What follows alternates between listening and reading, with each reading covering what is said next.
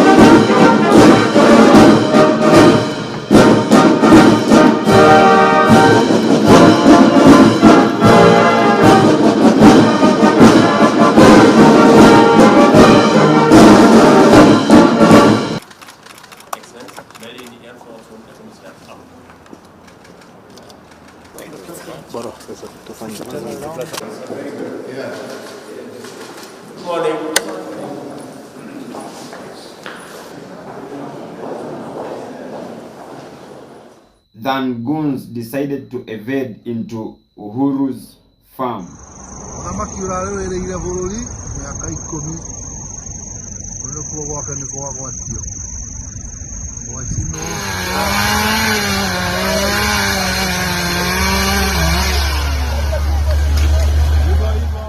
And in this episode, I'll just like to bring you up to speed onto my reasons as to why President Ruto could be using the Machiavellian rule of, in order for a king to be supreme, then he must be able to get rid of all the kingmakers.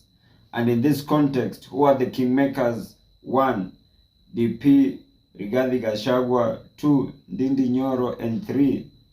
Kimani Ichung'wah, the majority leader in the National Assembly. But before we concretize on that, in case if you're watching me for the very first time, kindly just consider hitting on the subscribe button. If you've been watching my videos and you have not subscribed, kindly just consider hitting on the subscribe button. And more so, if you're watching me from a different platform, either Telegram, TikTok, or Facebook, kindly just head on over to YouTube, search for Mohamed Sudi.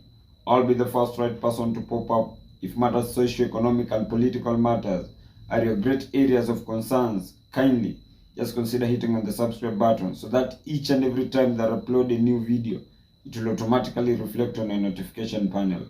And by so doing, you'll simply be supporting my content. Kikuyus need to ask themselves one question, just one. And the question is, why are Kalenjins not fighting Gideon Moi?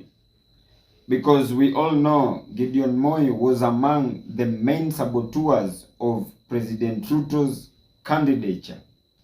People from the Central should also ask themselves why the Kalenjin leaders are not in the forefront in fighting the Right Honorable Raila Amolo Odinga, and yet they are in full control of the instruments of power. It's simple. The Kalenjins have understood the political dynamics of this country and also are aware that in politics, anything is very much possible, because they fully understand that President Ruto and the Right Honorable Raila Amolo Odinga can sit down and orchestrate a move of they working together purposely for they kicking out the DP Rigathi Gachagua, or for they punishing the entire Gema nation.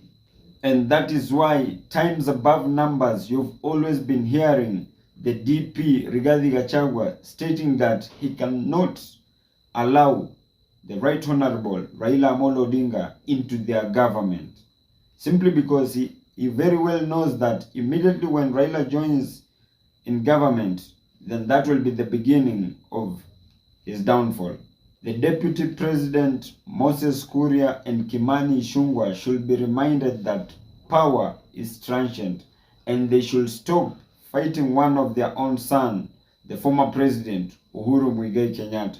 Hata hizo mashamba zenyu tutazivamia na wenye hawana mashamba wapate mashamba Kenya hii.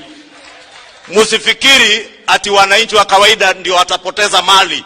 Even you will pay a price if you continue to instigate violence and bloodshed in this country. And that is my message to none other than Uhuru Kenyatta, the sponsor, sole sponsor, singular financier of Azimio and the mercenary that is Raila Odinga.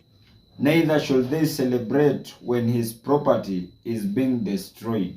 And we are right at the Northlands piece of land. This is the piece of land believed to be owned by the first family, the former first family, Mzee Jomo Kenyatta, leading down to former President Uhuru Kenyatta. What we have seen as of this moment is a group of young men and even women, like you can see that lady there, just making their way into the piece of land.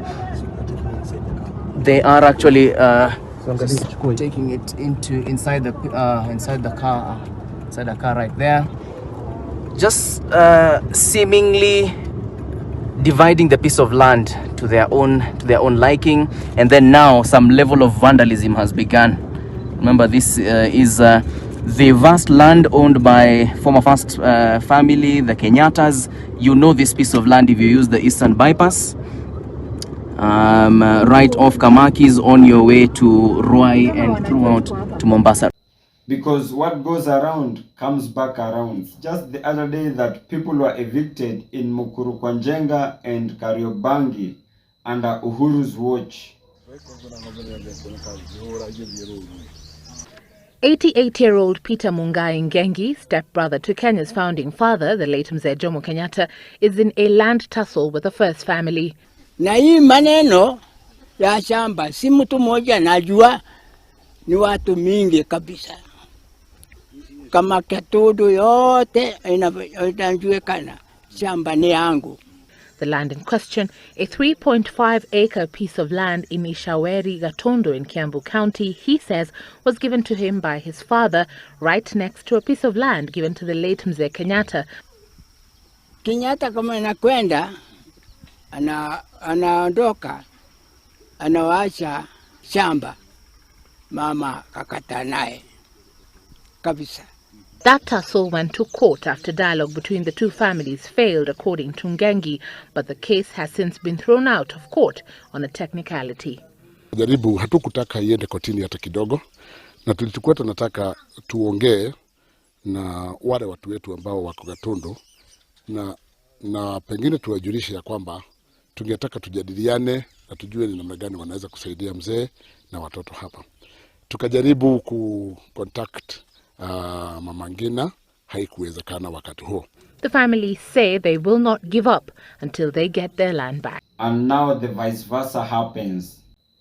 And if you are to be speculative enough, the whole scenario of people raiding into the former President Uhuru Muigai Kenyatta's farm could be a well-orchestrated plan that was well-planned, waiting for its execution immediately when President Ruto jets out of the country, so that the whole blame can befall on his deputy. But honestly, that is just my opinion. If you have a contrary opinion to mine, kindly just feel free to drop your comments in the comment section and I'll give them a right of reply. And as I end this, kindly just consider hitting on the subscribe button if you have not. Thank you and may God bless you.